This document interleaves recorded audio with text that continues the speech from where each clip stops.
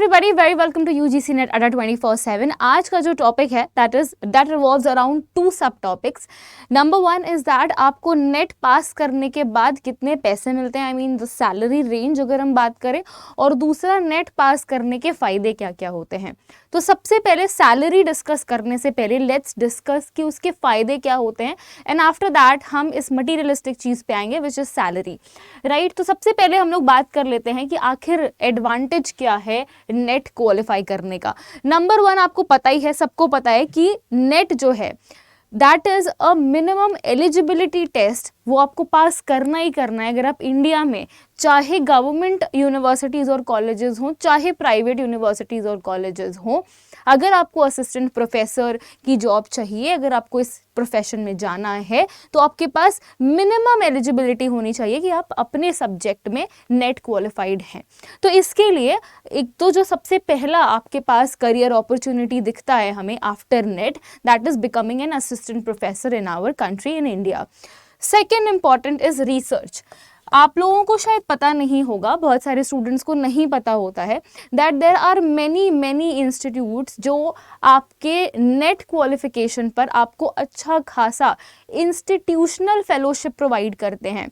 I am not talking about JRF के बाद तो आपको वैसे भी स्टाइपेंड जो है वो मिलता ही मिलता है of around 35,000 rupees. I am not talking about this JRF, I am talking about simple net, कि अगर आपने सिर्फ नेट क्वालिफाई किया है उसके बाद भी आप रिसर्च में जा सकते हैं, that is for sure. Plus आप जेआरएफ जितना स्टाइपेंड अमाउंट भी गैदर कर सकते हैं. नेसेसरी नहीं है कि आपके पास जेआरएफ हो. हाँ, अगर जेआरएफ है तो बहुत इजी हो जाता है. आपको जिस भी इंस्टीट्यूट में जाना है, अगर आपको बहुत बाहर नहीं जाना है, आपको ज़्यादा एक्सप्लोर नहीं करना है, नियर बाई ही कोई स्टेट यूनिवर्सिटी है या कोई छोटा मोटी यूनिवर्सिटी है जहाँ से आप करना चाहते हैं, अपना पीएचडी परस्यू करना चाहते हैं, वहाँ पर आपको इंस्टीट्यूशनल फेलोशिप नहीं मिलेगी, तो वहाँ पर तो जेआरएफ आपका काम करेगा. लेकिन अगर आप किसी ऐसे प्रेस्टिजियस इंस्टीट्यूट में जाते हैं, जैसे फॉर एग्जाम्पल आईआईटीज़ में चले जाते हैं आप, या आप आईआईएससीआर में चले जाते हैं, या बहुत सारे ऐसी सेंट्रल यूनिवर्सिटीज़ हैं, कॉलेजेस हैं जो आपको इंस्टीट्यूशनल फेलोशिप प्रोवाइड करते हैं अपने लेवल पर, आपके नेट क्वालिफिकेशन के बेसिस पर. जब आप पीएचडी में एनरोल करते हैं, तो जैसे ही आप पीएचडी में एनरोल करते हैं, आपके नेट सर्टिफिकेट के बेसिस पर आपको फेलोशिप प्रोवाइड करता है वो पर्टिकुलर इंस्टीट्यूट.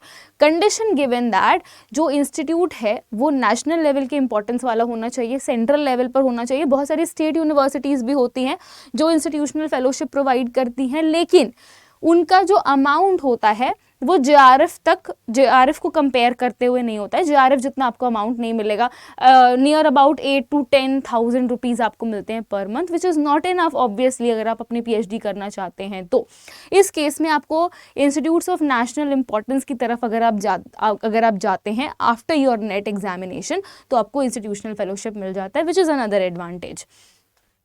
नेक्स्ट बात करेंगे, आपके करियर में काफ़ी अच्छा एडवांसमेंट मिलता है. अगर आप बात करें, आपकी सीवी इंप्रूव होती है. फॉर एग्जांपल, अगर आप लोगों ने मास्टर्स सोशल वर्क में किया है या इंग्लिश में किया है, तो सोशल वर्क में अलग अलग सेक्टर्स होते हैं, जैसे फाइनेंस है, एचआर है.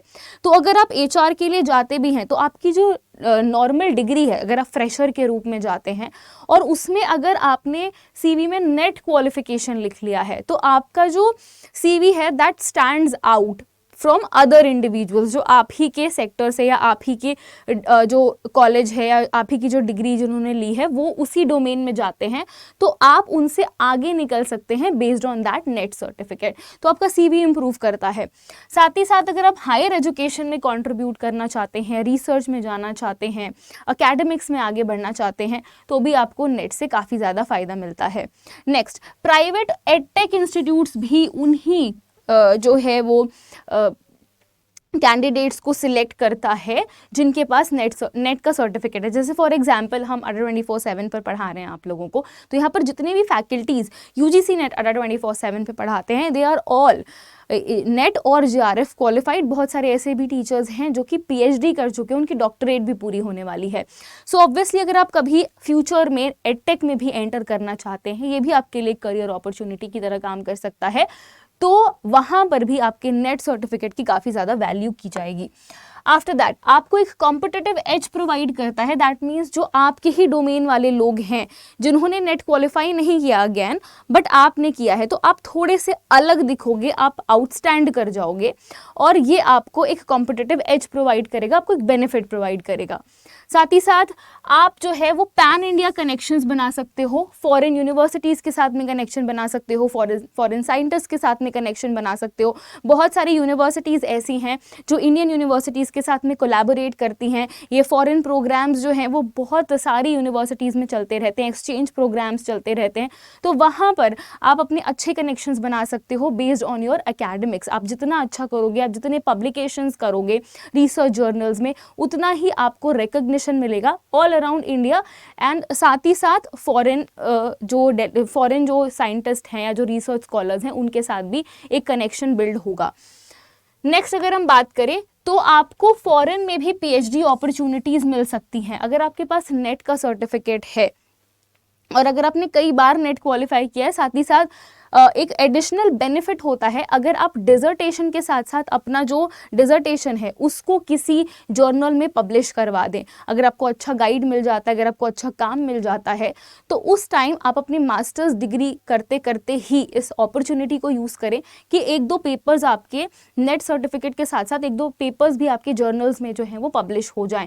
आफ्टर दैट आप क्या कर सकते हैं, आपको फॉरेन में भी अपॉर्चुनिटीज़ मिलती हैं पीएचडी करने की, क्योंकि वहाँ पर ये देखा जाता है कि आप कितना कुछ जानते हैं और कितना कुछ पहले से कर चुके हैं। Then heights of academic achievement, जब भी हम मास्टर्स, जैसे ही हम बैचलर्स के बाद मास्टर्स में जाते हैं, हम वैसे ही हायर एकेडमिक्स में पहुंच रहे हैं। उसके बाद अगर हम पीएचडी और रिसर्च में भी चले जाते हैं तो वो हमारे लिए एक और जो है हाइट्स ऑफ एकेडमिक अचीवमेंट की तरफ हमें लेकर के जाता है। So this is also very very important. अगर आप चाहते हैं कि एकेडमिक्स में आपका अलग से नाम हो, आपके नाम के आगे डॉक्टर लगा हो, for example doctor Anshika Pandey, तो उस केस में भी आपको आपका नेट सर्टिफिकेट बहुत ज़्यादा हेल्प कर सकता है।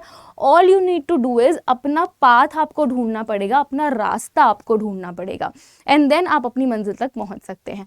Now coming back to our original question, one more question जो हमने यहाँ पर साथ में डिस्कस किया था कि सैलरी क्या हो सकती है या आप कितने पैसे कमा सकते हैं। नॉट जस्ट सैलरी, मैं मतलब ग्रेड पे स्केल की बात नहीं कर रही हूँ, हम पैसों की बात कर रहे हैं कि भाई आखिर नेट पास करने के बाद आपको मिनिमम और मैक्सिमम रेंज में कितने पैसे मिल सकते हैं।